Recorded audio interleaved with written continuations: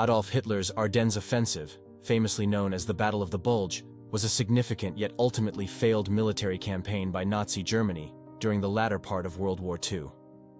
In a situation of increasing desperation and against the advice of his military generals, Hitler aimed to orchestrate a surprise attack through the Ardennes Forest to capture the vital port of Antwerp.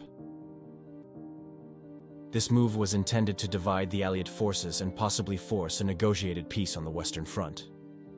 By mid-1944, Germany was facing immense pressure on multiple fronts. The Eastern Front was crumbling under the relentless advance of the Soviet Red Army, while in the West, the successful Allied landings in Normandy had led to a rapid push across France. Amidst this, Germany struggled with severe shortages in manpower, materials, and fuel.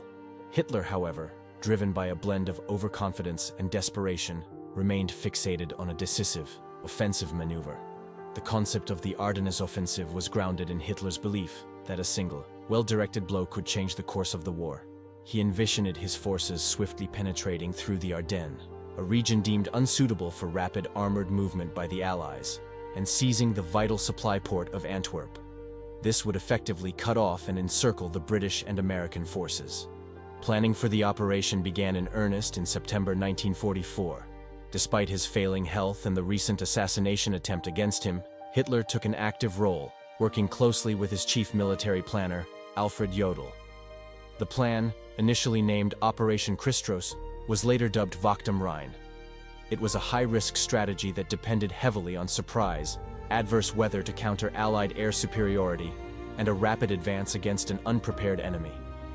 Despite the audacious nature of the plan, many of Hitler's senior military commanders, including Field Marshals Walter Model and Gerd von Rundstedt, harbored deep reservations.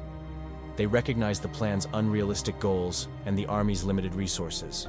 Proposals for a more achievable strategy, such as the small solution, which aimed for more limited objectives, were dismissed by Hitler, who insisted on his original grandiose plan. In preparation for the offensive, extensive measures were taken to maintain secrecy. Commanders were kept in the dark until the last possible moment, and troops, along with their equipment, were moved into position with great care. The German forces assembled included a substantial number of troops and equipment, notably panzer divisions and artillery, a significant commitment given Germany's depleted resources at the time. The offensive commenced on December 16, 1944, with a massive artillery barrage, catching the Allied forces by surprise. The Germans initially made significant headway, exploiting the element of surprise and the difficult terrain which hampered the Allied response. However, the offensive quickly encountered numerous challenges. The Allied resistance stiffened, logistical issues surfaced, and the weather, which initially aided the Germans, improved, allowing Allied air forces to intervene effectively. As the offensive progressed, it became increasingly clear that the ambitious objectives set by Hitler were unattainable. The German advance slowed and eventually stalled. Despite these setbacks, Hitler refused to alter his plans or accept the reality of the situation, insisting on continuing the offensive as originally planned. The Battle of the Bulge represented a significant strain on Germany's already overstretched resources. The failure of the offensive marked not just a military defeat but also a severe blow to Hitler's strategic planning. The loss of manpower, equipment, and the squandering of Germany's remaining reserves significantly weakened the German war effort, hastening the collapse of the Nazi regime.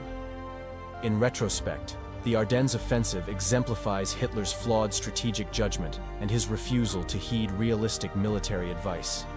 His insistence on a grandiose plan, in the face of unfavorable odds and practical considerations, reflected his disconnect from the realities of Germany's dire situation. The offensive, far from being the decisive stroke Hitler had hoped for, turned out to be one of the last major German offensives of the war, leading to catastrophic consequences for Nazi Germany.